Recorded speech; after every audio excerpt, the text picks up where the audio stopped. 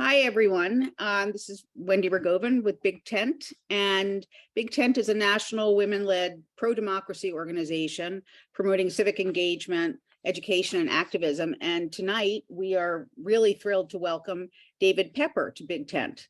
As you all know, he's the author of Laboratories of Autocracy, as well as 4 amazing political thrillers we were just talking about, and maybe a 5th at any minute.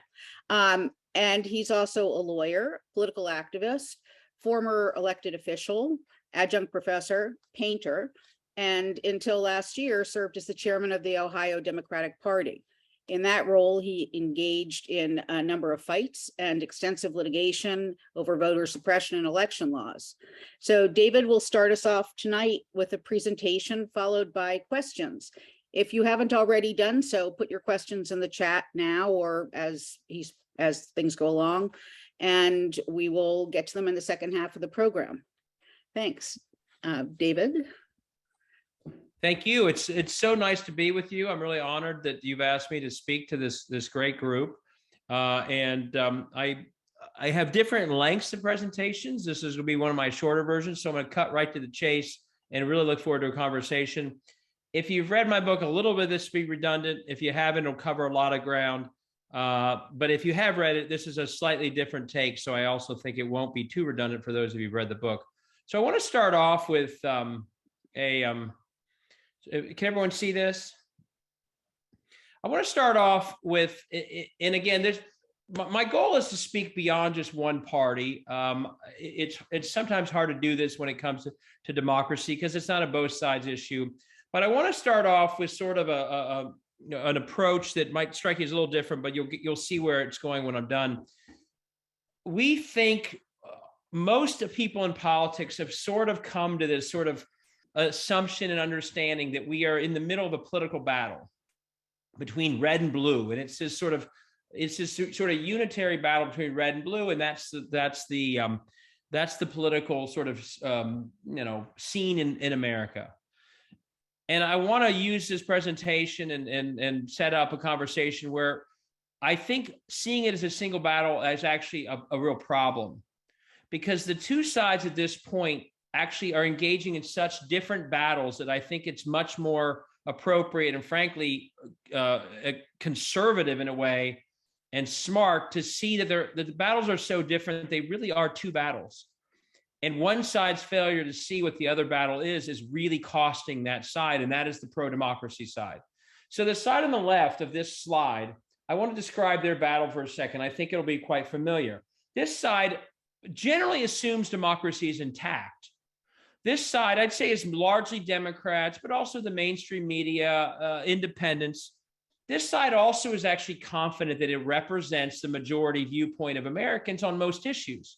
Roe v. Wade, for example, is a very strong majority mainstream view, being for a woman's right to choose, being for dealing with climate change, common sense gun reform, a middle class based on economics versus trickle down, don't ban books.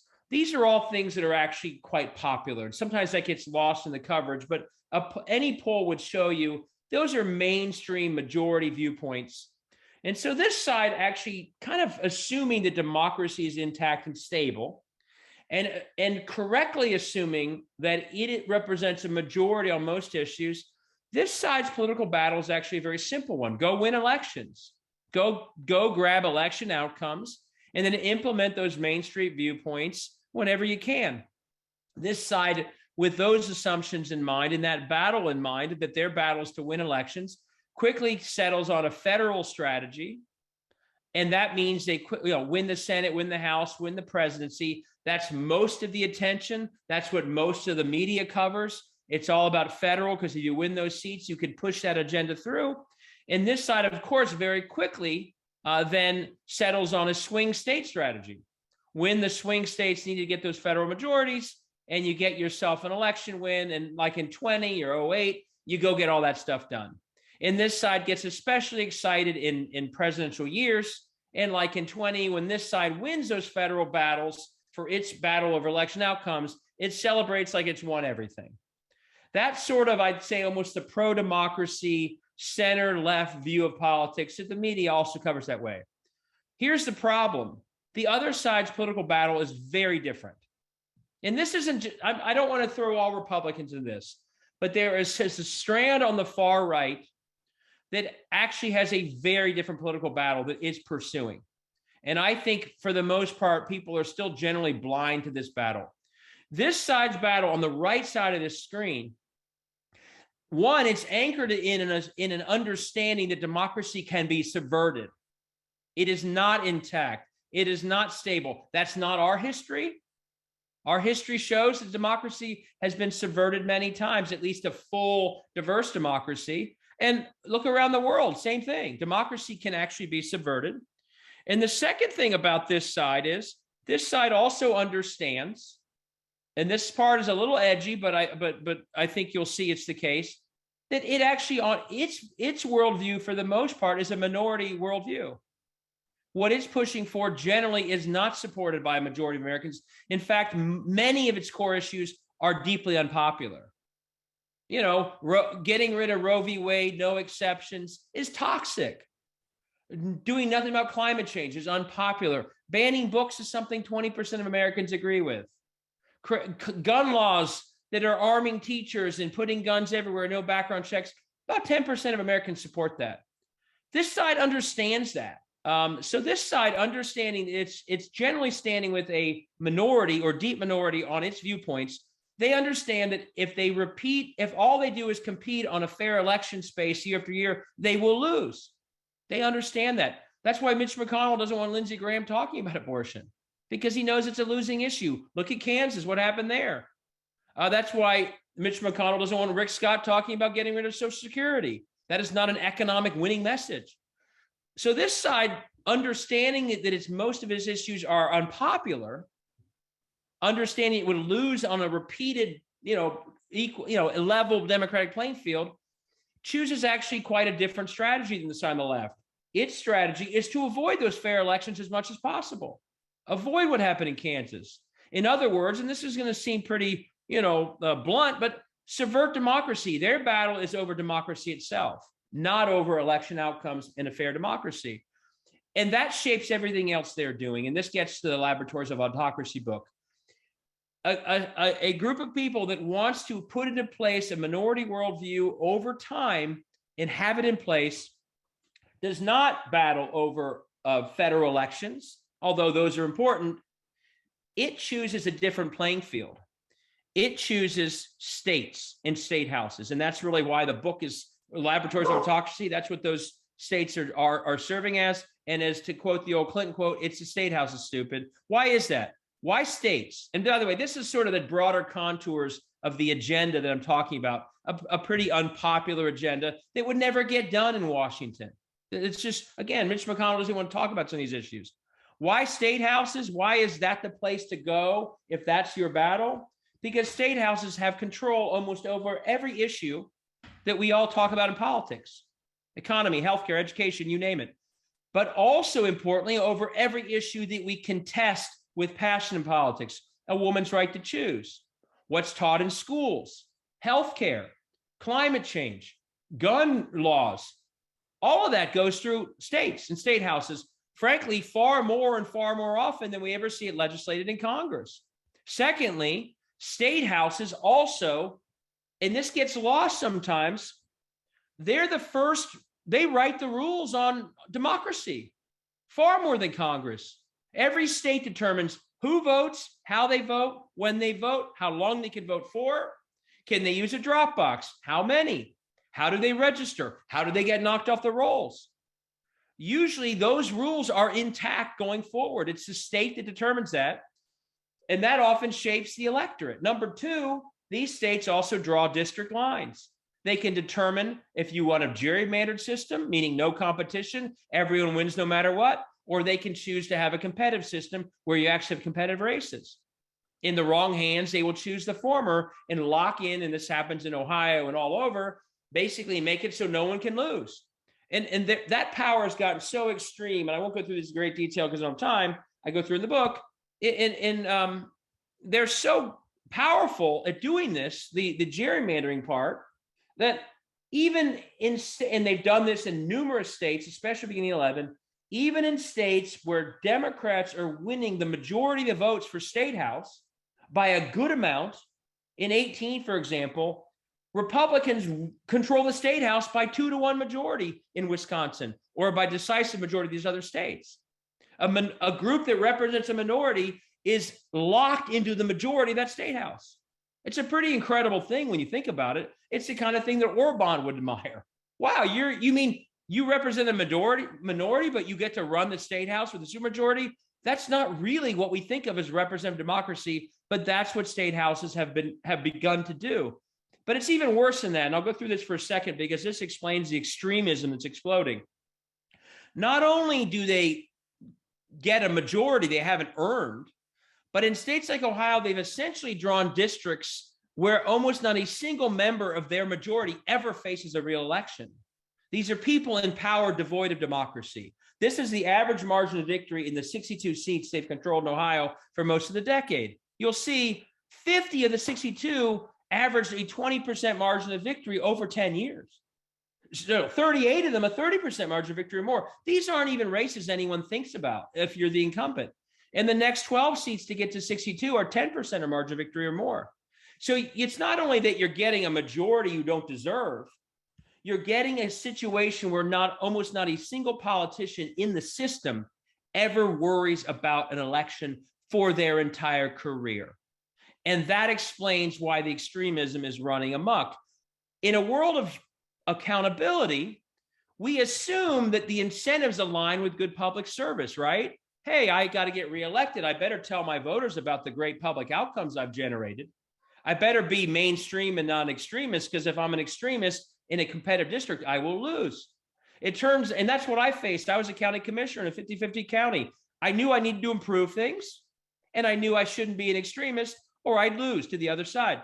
Once you're in a world where you are guaranteed that general election outcome, as all these people are, public outcomes no longer matter, do they? You get reelected even if your wages fall, your schools fall apart, your infrastructure, it doesn't matter. So we have a disconnect and a decoupling of public outcomes from reelection, a very dangerous decoupling. You also have now not an incentive to be a mainstream person, but an incentive to be extremist. That's how you avoid the next primary, is you don't want to get outflanked by someone more extreme in your party. One other incentive that is now happening, once you've committed yourself as a politician to a course of bad public outcomes, and by the way, one reason you get bad public outcomes is because certain private interests who want public dollars or let's say no regulation, they want outcomes that undermine the public. They have more control over your future than your own voters do. So we see in these states this meltdown of public outcomes and nothing anyone can do about it. But once you've committed yourself to a course of poor public outcomes and extremism, the one thing that you know that would cost you power in the end was if you ever faced a fair election, because you couldn't defend your extremism, you couldn't defend those outcomes, you would lose. So the other thing that's happening in these states is a nonstop undermining of democracy through gerrymandering and voter suppression, because once you're on that path of being extremist, once you've sent a 10-year-old rape victim from Ohio to Indiana because she can't get an abortion here, you would not win an election defending that in a 50-50 district, and you know it, so you better keep gerrymandering. So the problem is this combination ends up making, to go back to this original slide, if your goal is to is to impose a minority worldview over time where it sticks, those state houses become the perfect place.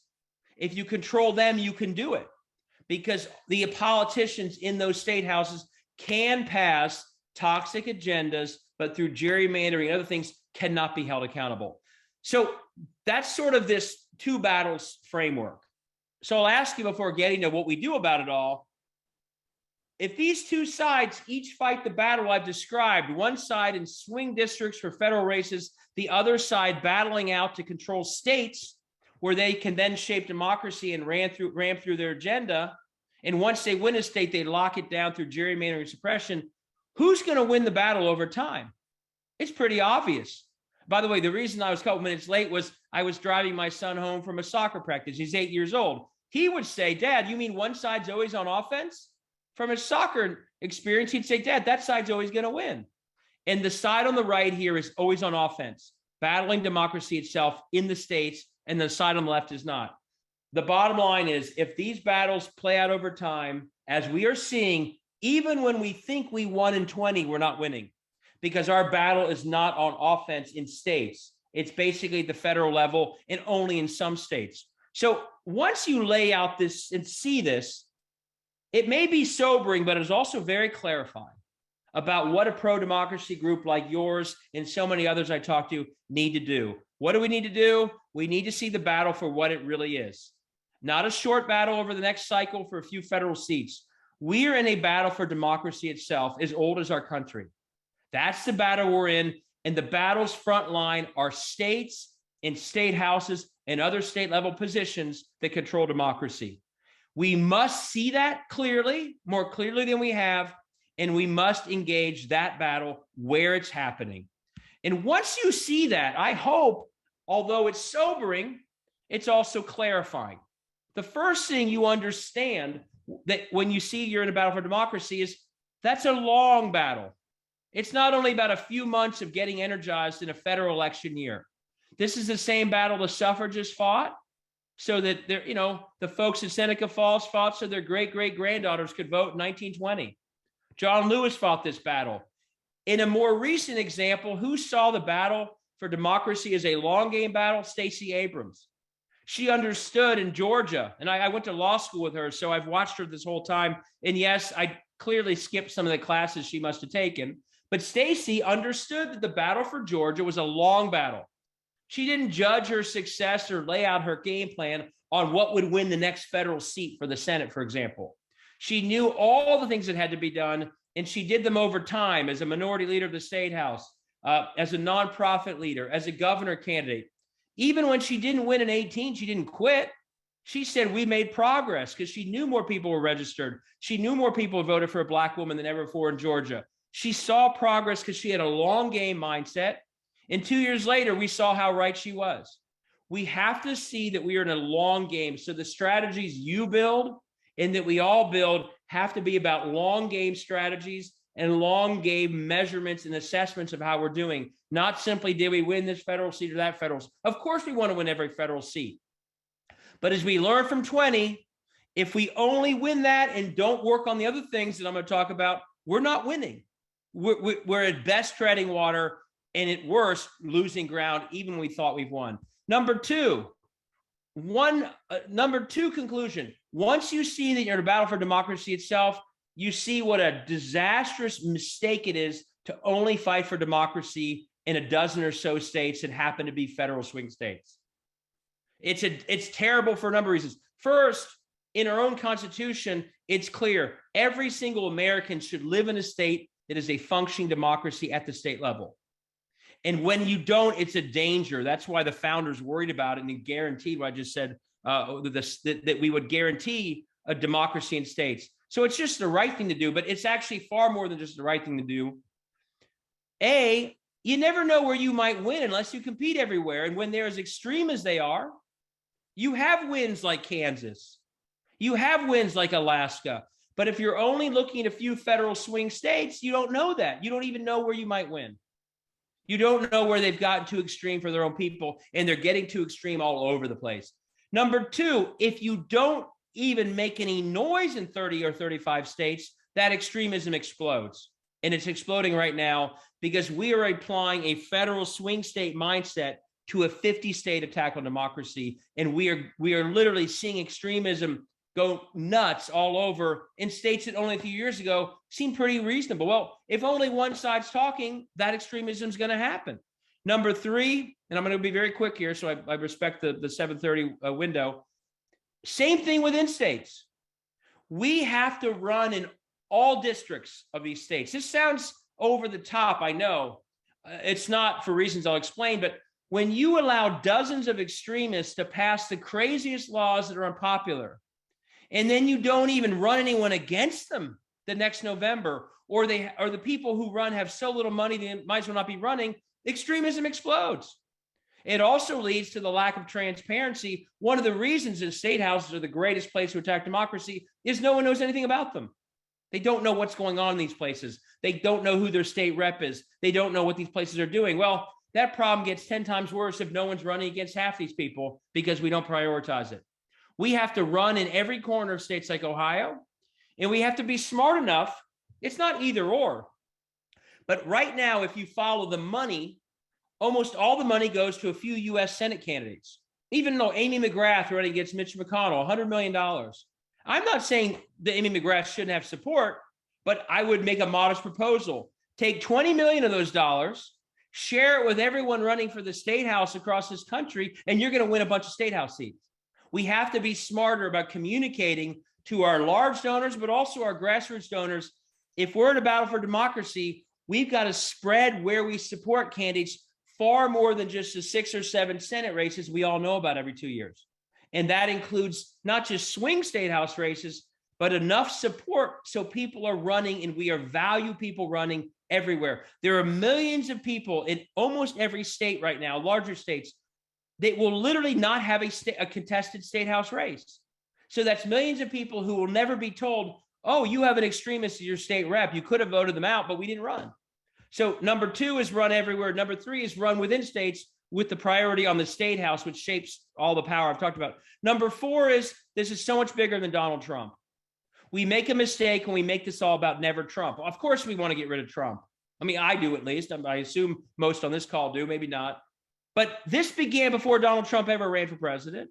If you read my book and you look at the history, if Donald Trump had admitted he lost in 2020, it would have continued. They still would have banned water at the polls in Georgia. They still would have gone after drop boxes. And if he were locked up tomorrow for January 6th or classified documents, the attack on democracy would continue. When we make it about Trump, we are giving cover, artificial cover, to a whole lot of other people who are attacking democracy who don't sound or look at all like Donald Trump. And in some cases are far more effective at attacking democracy than he is. And when we say never Trump, we had what happened in 20. A whole lot of people voted for Joe Biden and then voted Republican the rest of the way. And many of the people they voted for are the very people who did phony audits in Arizona, banned drop boxes in Georgia and Texas, and gerrymandered Ohio. The teams have to be, are you for a robust democracy or are you not? And if you're a Republican who's for those things, wonderful. We're on the same team. We can argue about our disagreements later, but let's stand up democracy. And I don't care who you are. If you're not for a robust democracy, you're not on the team, even if you look and sound nothing like Donald Trump. Last thing, and I know you're doing this already, I believe once you see that you're in a battle for democracy itself, by the way, my book goes through 30 steps. I'm giving sort of 5 as an overview. Once you see you're in a battle for democracy, my hope is we all get inspired to do more than we think we need to do to save democracy. And these footprints are here for a reason. My analogy is we all have a footprint of influence. Big Tent and your members, enormous footprint. And what I would challenge all of us to think about is beyond our volunteer time and the dollars we give to candidates, what else could we do to lift democracy? I'll give an example that will open your mind to this. When Sherrod Brown was Secretary of State, he convinced McDonald's to put on every single tray in McDonald's a voter registration form. Now that's lifting democracy. We have a doctors group in Ohio that has on their doctor ID a QR code that every patient can use to register to vote if they scan it. That's lifting your footprint for democracy. I convinced a bunch of restaurants in 20 in the pandemic that when people came to take out delivery because they couldn't go to the restaurant, and later when they're back open, give them voter registration or early vote applications. And they love doing it. If you know someone who's a mayor or city council, I was a city council member once. I didn't think of this. I should have. Every rec center, every health clinic, every public housing facility, register. Get people voting early. Inform them about the election. We should all, if you're partisan, help your candidates you like. Make sure you have a candidate running every district. But if you're not that partisan, there's still many things you could be doing. And my worry is we usually don't do them because we don't even think about it. And so I'd ask everyone on this call, I'd ask Big Tent more broadly, challenge your members. What's your footprint of influence? Are you on the board of a homeless shelter? Are they registering voters? The food bank, you name it. These are the very people being purged in a lot of these states. They're the very people not voting. There's a nonprofit, not only is there no reason not to do it, they should be doing it as part of their civic mission to get the people they're serving back into democracy. So there's a lot of specifics in the book, but we have to get people to think about, and the reason I say this is, and this sounds a little harsh, but it's true, the scale of the attack on democracy is enormous. It's a lot of money, and it's full-time, folks. The scale saving democracy cannot just be a small volunteer effort, or it will get numbered quick. We all, as citizens, to use that RFK quote about a ripple building into a wave, we all have to figure out how we find more ways that we can each scale up our battle for democracy. And collectively, I think it's enough. But if we don't do that against this full-time operation, we're in trouble. And I'll just close by saying, why do I even have it here? This is what John Lewis, this is what the civil rights leaders were all talking about when they said, we all have to get in this. And that democracy is not some sort of end state. It's a continuous struggle forward. We're in the same struggle this country's been in centuries. I hope once we see it that way, we can see that we're doing some things okay. We got to do better. We got to have a long game. We got to do it more broadly, more deeply. We got to define it more broadly. And we all can play a much bigger role in it than we ever think we can. So with that, I will stop talking. I think I got right at 7:30 and would love to open it up for questions. Thanks so much, David. That was fascinating. I have a lot of questions for you, and some of them coming in from the chat. I'm going to start with the questions from the chat. Mary Himes asked, if Trump isn't the leader of this movement, who is? McConnell or DeSantis or perhaps Alec or? Great question. So this comes up all the time. Who are these people? McConnell knows this better than anybody. You watch McConnell. When he tells Lindsey Graham to stop talking about abortion, it's because he knows they can do it at their state houses without any controversy and without risk of losing. When he tells Rick Scott not to bring up their economic agenda, it's because he knows how unpopular the agenda is.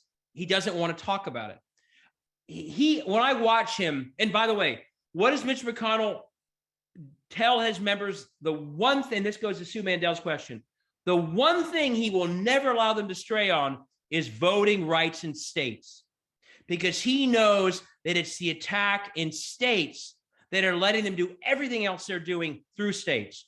Look at Mitch McConnell when he was majority leader, when Trump was president and they had the House. Did they do anything but tax cuts? No, they didn't do anything. Why? By the way, I get a little fired up. I apologize if I seem a little spazzy. They didn't do anything because they do it through the states where no one's paying attention. Almost their entire agenda is through states. So McConnell, I wouldn't call him the leader of it, but he knows the plan. I kind of now call, not to tout my own book title, I'll call it for shorthand, the Laboratories of Autocracy strategy. And Mitch McConnell plays it perfectly. Why does he not want to have a filibuster for judges? Because he needs those judges to uphold the laws coming out of states. Think about it this way. So we must have a filibuster they insist on a filibuster to stop the Senate and House from stopping these state attacks, but they don't want a filibuster for judges. And I'm sorry if this seems overly partisan, Josh. I literally, I understand that I can seem that way. Read the book, you'll see that I'm trying to describe this as factual as I can. But McConnell understands that judges are the best shield for what these state houses are doing. And he understands that any voting rights laws that were pushed forward would actually crush this Laboratories of Autocracy strategy. And so he plays it well. What I would say, though, the commonality of the different groups are that they all sort of perceive that their viewpoint is a minority viewpoint that would not succeed in a robust democracy.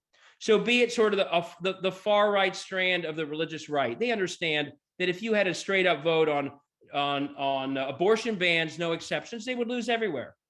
There is a strand of white supremacy in our country going back centuries. This is part of that, I hate to say. Obama winning was very much like Southern blacks being registered in the 1870s. There's always been a fierce backlash to that. That's our history. This is part of that. And there are business interests like the Koch brothers and Alec who understand very well that an intense trickle-down approach is not popular. So I don't think there's one leader, But I think the different groups out there, the ones choosing this Laboratories of Autocracy strategy, do understand that if they had a regular repeated election on their viewpoints on a fair playing field, they would not win. And so they all kind of gravitate towards this strategy. So next, let's look at Sue's question. If we grow the Senate and keep the House and get a Voting Rights Act, how much of this will be addressed by that? I think there will be a long struggle over all this, but if you go through my 30 steps in my book, I think steps 2 and 3 are these. The Senate has an obligation to act. I worry that going back, as we all get a little older and look back, if they do not pass the protections that are in front of them and allow the window to close, and if they lose the Senate or the House, we will regret it for the rest of our lives. I really believe that. I really do believe that. So they could, and it's right in front of them. And by the way, one hidden hero right now is Amy Klobuchar. She understands all of this, and she's written these laws to address it. What's in front of the Senate would really ratchet down ability to do partisan gerrymanders. If you listen to anything I've said today, the single most important tool in the Laboratories of Autocracy playbook is the gerrymandering of state houses. Congress is, I don't like the gerrymandering there either, but Congress is sort of secondary. Most of the attack goes through states, and it's because state houses are gerrymandered. This would stop that. There's a lot of protections on voting rights. It would also stop states from attacking democracy. So to Sue's question, I talk about how important state house is, but the federal government is the single most powerful entity that could stop all this. And I wish they would act. I say this politely. I've been friends with Kirsten Sinema a long time. Of course, I sent her my book. I sent her articles. I texted her. Like, I am sick that they have not seen that this is the most urgent thing they could be doing. They should have made a deal at the beginning of the term with Joe Manchin, for example. If you want infrastructure, you must protect voting rights. They go together. And the one other thing, once you realize, and this goes back to maybe what Josh said, if it seems overly partisan, what I'm talking about is embedded in the Constitution. If you read my book, Article 4, Section 4 of the Constitution has the guarantee clause, which is overlooked. And it says, the United States shall guarantee to all states in the Union a Republican form of government. And what they meant by Republican form of government then was what we think as small d democratic governance, that every state should reflect the will of the people of that state.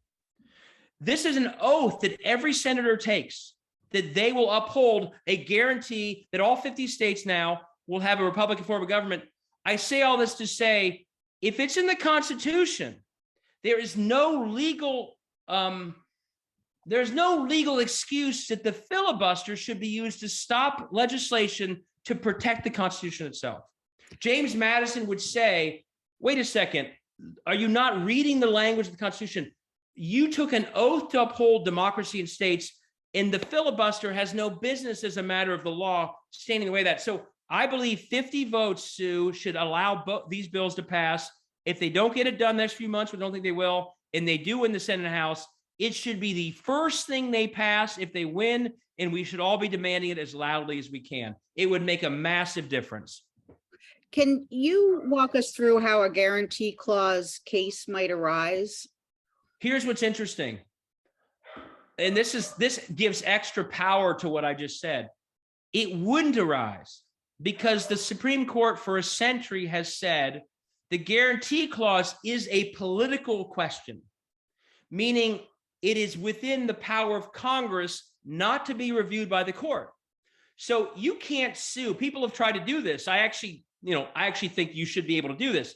People have sued a state like Wisconsin and said, you're so gerrymandered, you don't meet the guarantee clause. And the court has said that's not a valid suit. The power of the guarantee clause is with Congress. So for example, after the Civil War, Congress could determine whether or not to allow a state back into the Union. And they use their guarantee clause power. Okay, you pass the test. You are a Republican form of government. my attitude would be, especially by the way, if the court goes with this insane independent state legislative theory, my attitude of Congress would be, and this would be fully exercising the guarantee clause power that the court says is theirs.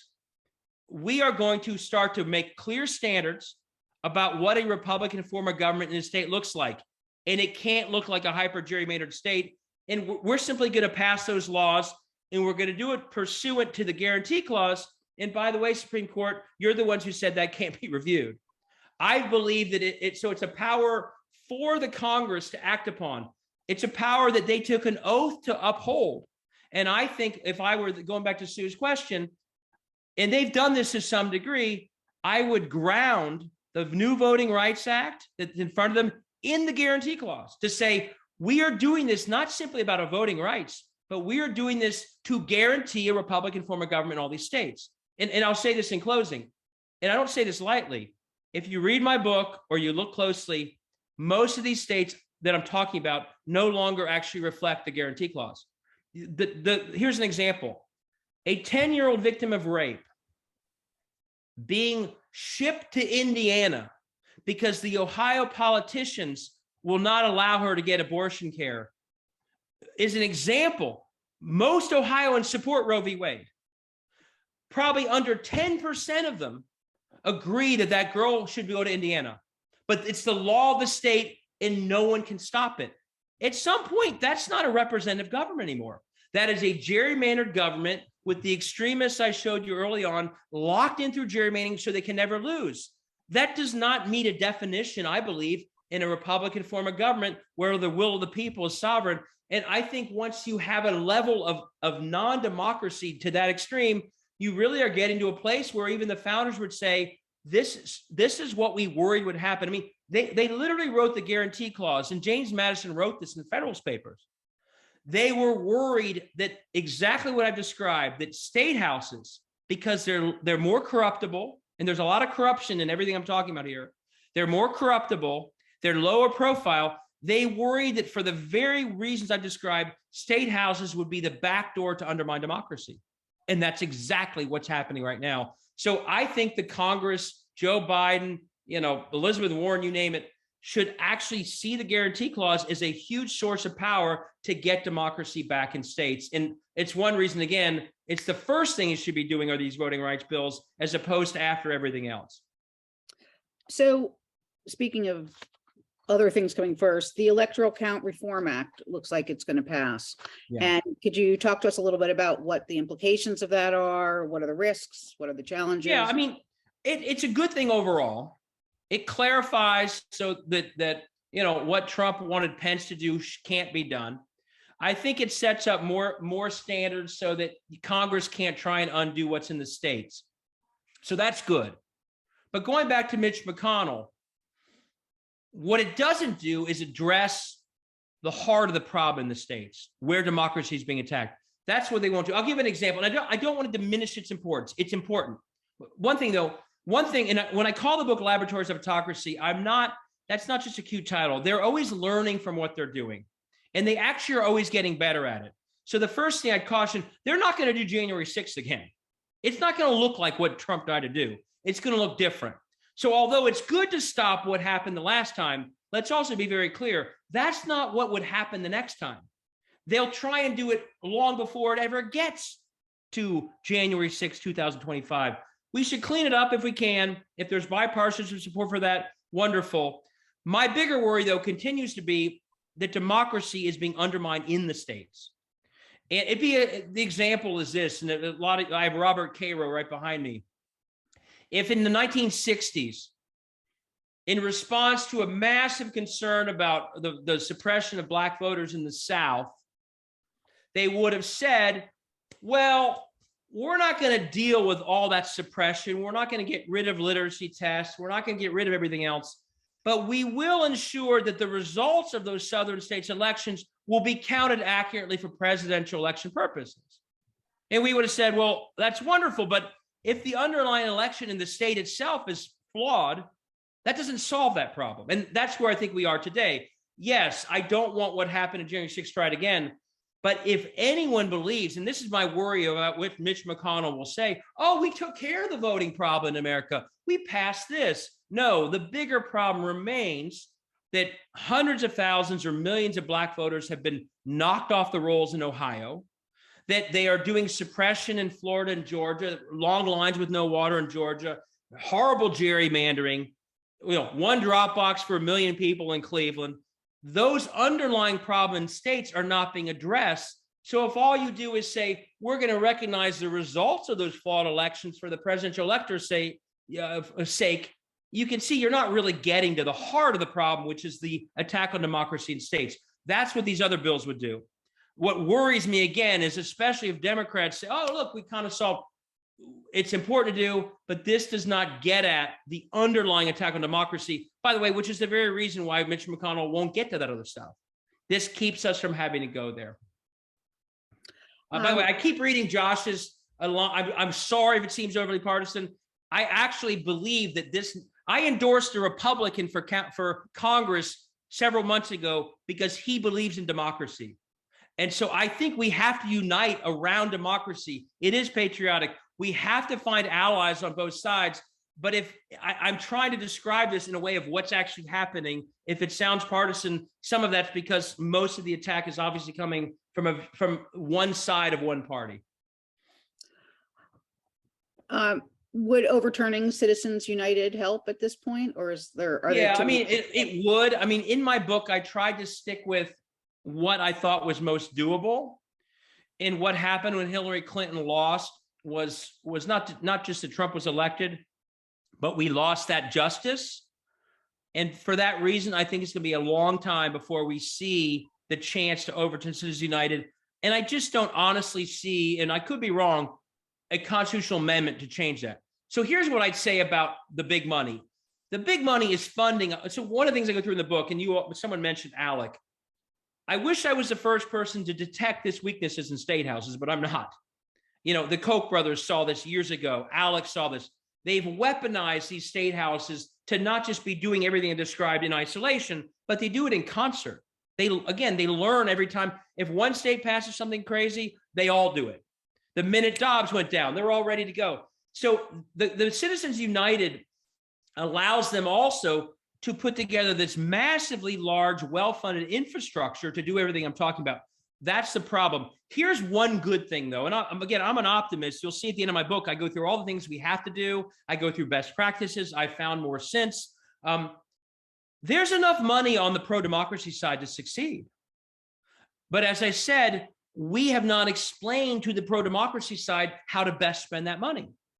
We loaded up into billions of dollars for presidential and Senate elections, and then we leave almost empty so many of the state level offices that we need to win. So the money is, look at how much, and by the way, we have to win those Senate races. I'll be partisan for a second. I want Tim Ryan to win. I support him. I want Val Demings to win. But we have to be smart enough to realize, and by the way, not everyone will agree with that, but I'm a Democrat, I'll say that. But we also have to be smart enough to say, that's not enough. If we can take some percentage, not a huge one, of the monies that we get so excited to give to these federal candidates, and said, like I said in Ohio, let's give 10% of it to make sure every state house seat in Ohio is contested. Every extremist is held accountable. They may not even lose that extremist, but at least someone's knocking on every door in their district explaining what they're doing. So the money on our side, when it's energized, is huge, bigger than the other side. But we don't apply it to all the places that lift democracy, and that's on us. Sonia just mentioned the States Project, wonderful best practice. That's what this, but here's the problem, Sonia, and I'm on calls with their giving circles almost every night. We the core mission on the side attacking democracy is state houses. We have a lot of programs like States Project and NDRC, where on our side, it's kind of a side thing. And we have to make our core mission much more about States Project. And those who don't know it, States Project is taking groups of donors in largely blue states, and they adopt a red state to try and win a state house that otherwise we wouldn't win. We need to make that not just a side thing. We need to have the States Project philosophy embedded in everything we do. That's not what I'm seeing yet. And that really, and that gets us as united. We need to start bending the spending curve so it's not only for a few Senate races we're all talking about. Everyone who cares about democracy should also know that Democrats are only a few seats away from winning the Arizona State House. The States Project is helping on that. Only a couple seats from winning the Michigan State House. Minnesota Senate. Pennsylvania, 9 seats short of the State House. And one other topic for this year, we have election deniers very close to being Secretary of State in Arizona, in Michigan, in New Mexico, in Nevada. And if we don't do something about that, we could win Senate seats in 22 and still lose in 24 because we have a guy named Mark Fincham who simply won't accept a loss in Arizona. So we have to look at States Project type models, and we have to also look at the other positions of power that impact democracy. So in addition to States Project, is there any other organization or any other place you can point us to specifically? Yeah, I mean, I'll just mention, right now, the organization that I'm a big fan of is the Democratic Secretary of State's organization. If you follow, by the way, if you don't like what I'm saying, you don't have to do this. If you do, follow me at David Pepper on Twitter. I'm always providing these types of best practices. If you have any questions after this about any of this, here's my email. And I go through a lot of this book. States Project is right now, if you have a group of people somewhere and you are feeling what I'm saying, call them up, email me. I'll make the introduction. A lot of people have formed giving circles after I've talked about them. Sister District is another one.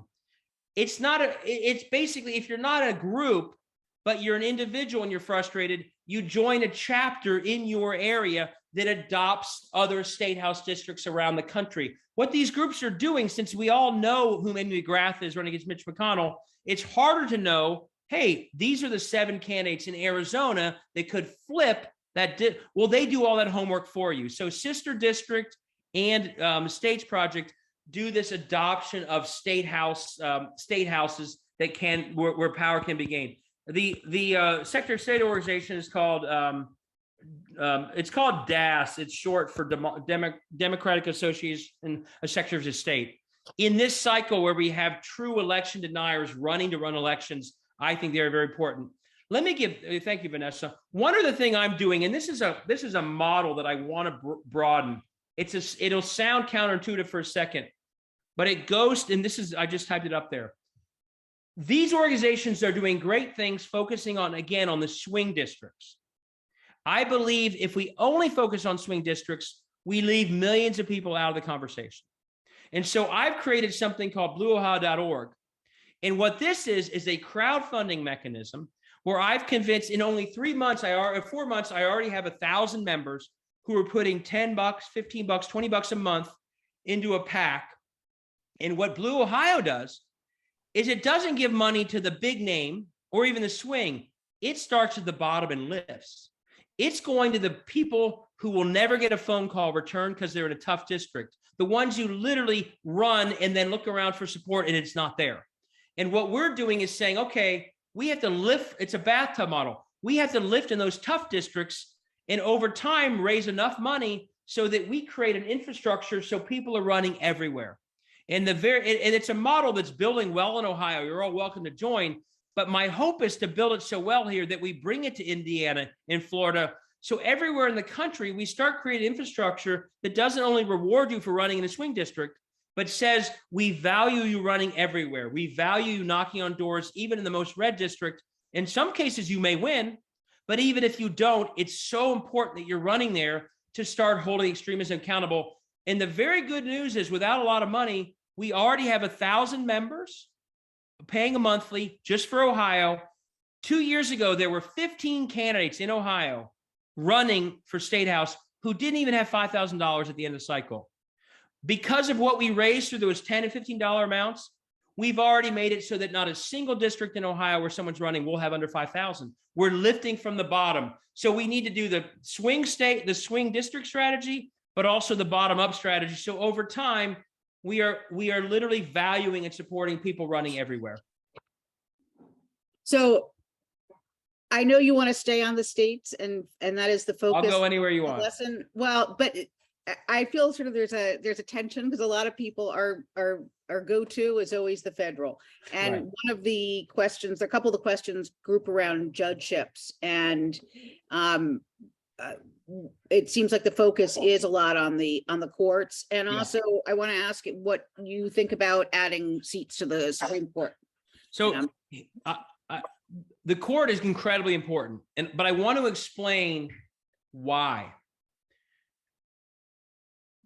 It is consistent with everything I've laid out that the courts are critical. And there's a reason Mitch McConnell wants to have court. He's okay with no filibuster for court seats.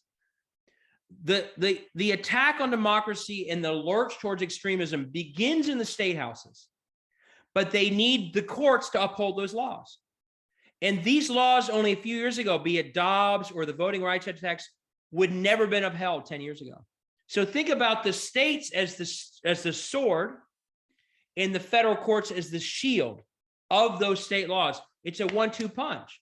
And so they need the courts to uphold those laws, but almost every law that they are upholding that frustrates us, it didn't begin with Clarence Thomas. It started in the state house somewhere. So of course we need the courts. Of course we need to scrutinize these judges. They are upholding laws that only a decade ago would never have been upheld. But in the end, they're upholding those state level laws.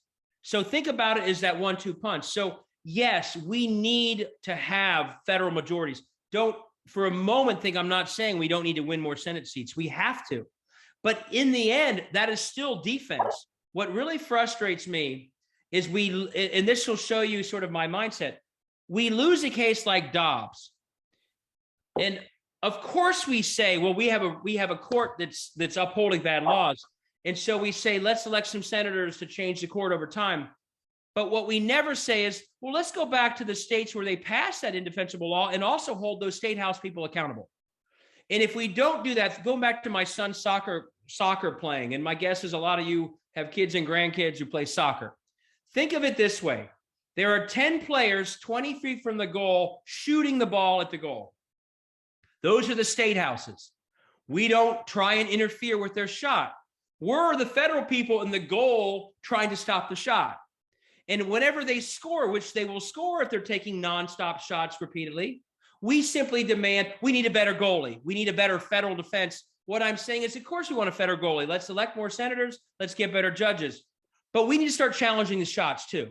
Let's go back to those states where they're passing these laws and point out that they passed a bill that required that rape victim go to Indiana. That's not popular. And what we're not doing is going back to where the shot's being taken.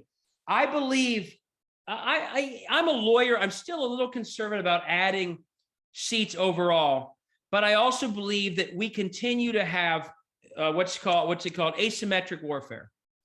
They changed the number of seats, didn't they, by only having 8 for a while. And so I think the further they go, like let's say if they do the independent state legislative doctrine or whatever. Thank you, Kitty. I appreciate that. If they do that, then I think our Congress says, you want to do that? We're going full guarantee clause. We are going to pass a law that basically says a bunch of you states are no longer, if you're going to say that we have to respect that state legislature's opinion, then we're going to pass a guarantee clause based law saying, well, that state house is not a Republican form of government. And until it is, we're not, we need to ratchet it up. And if they continue to do what they're doing, it's attacking democracy. I do think we should be open to changing the court composition, because the court we have today, we know is a result of years of anti-rule of law sort of positioning by the other side. Great. Sorry, I keep reading the chat. There was a good question there. I'll let you read it though. No, go. Massive, and Melissa Walker and Daniel Squadron will tell you this. Right now, and I want, give to whoever Senate candidates you're excited about, but $20 or $30 or $40,000 can change the outcome of a state house district that Melissa Walker is raising money for through the States Project. It's a few ads in the Senate race that will be forgotten.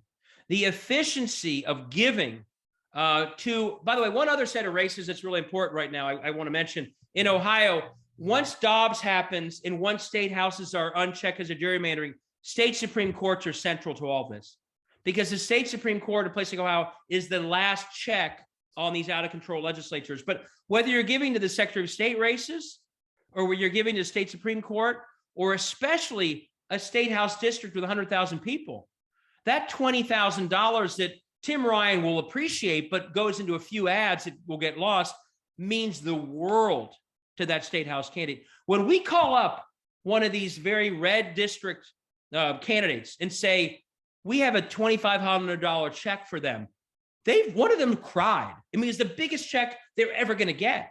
It allows them to have a mailer, one mailer. So the lower down you go, it's a massive difference in the value of those dollars, and also the value in actually changing a loss to a win.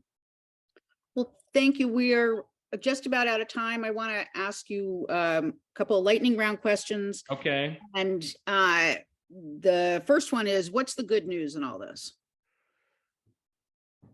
The good news is I think people are waking up to this. I literally wrote this book in about 4 months last year. Unlike other famous authors, a publisher said to me it would take a year and a half to get it out. So I self-published because I felt like it had to get out.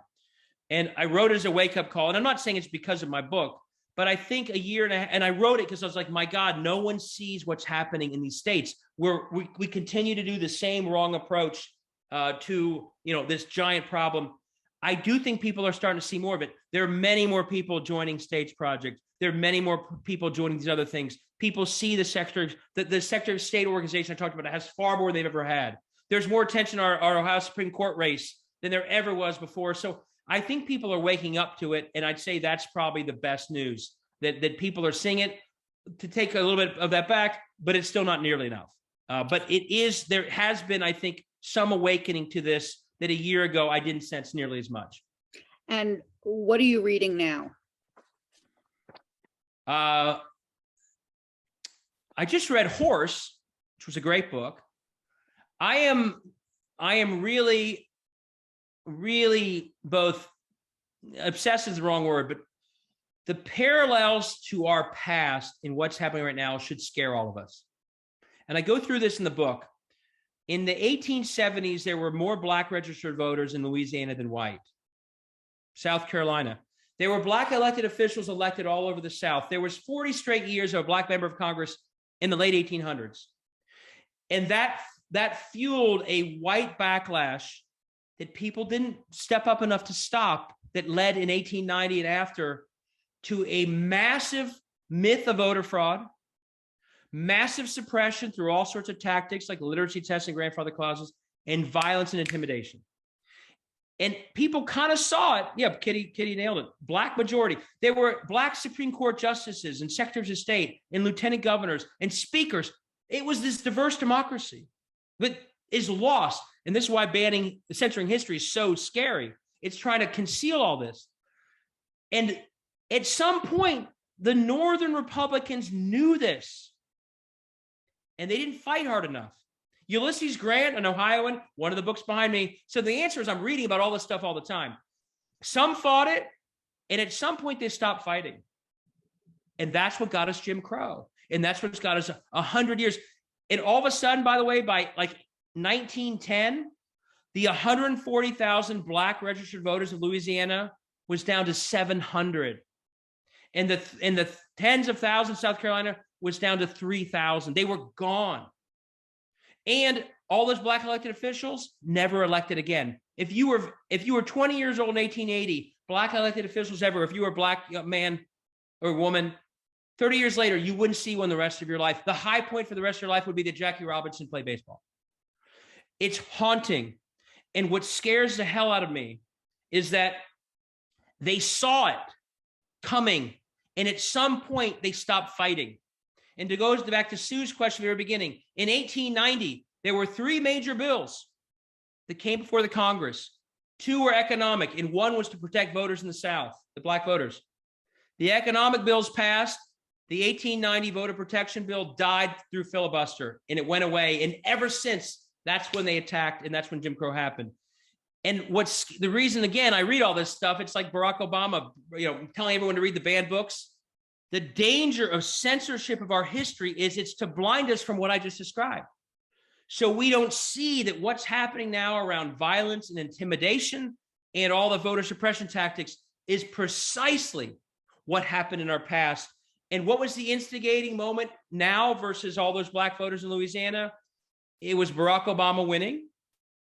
And it wasn't just him winning in the fact that he made history. It was that his coalition was large and diverse. And that has prompted everything since. It's been the same thing as it was more than a century ago, this fierce backlash that a diverse democracy scares some people.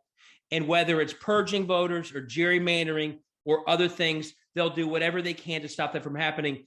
And banning history and censoring, all the great people who've written about this stuff, Toni Morrison in fiction or historians, if that shields us from knowing that history, that's when it happens again. And so I'm reading every book I can on that, and in my whiteboards or anything else, trying to explain that this is what we are in, a battle for democracy that's the same battle that has been fought again and again. And the history also tells us what to look out for. And the last thing I'll say is history has a very valuable lesson for us. And it's not that there are people attacking democracy so they win. There's always been people attacking democracy. There always are there. And they take different parties over different times. We was Democrats in the 1800s.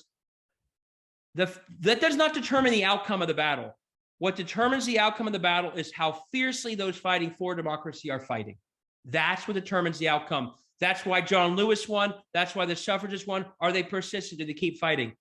And the painful lesson from the past is if that side doesn't fight hard or doesn't see it, that's when they lose.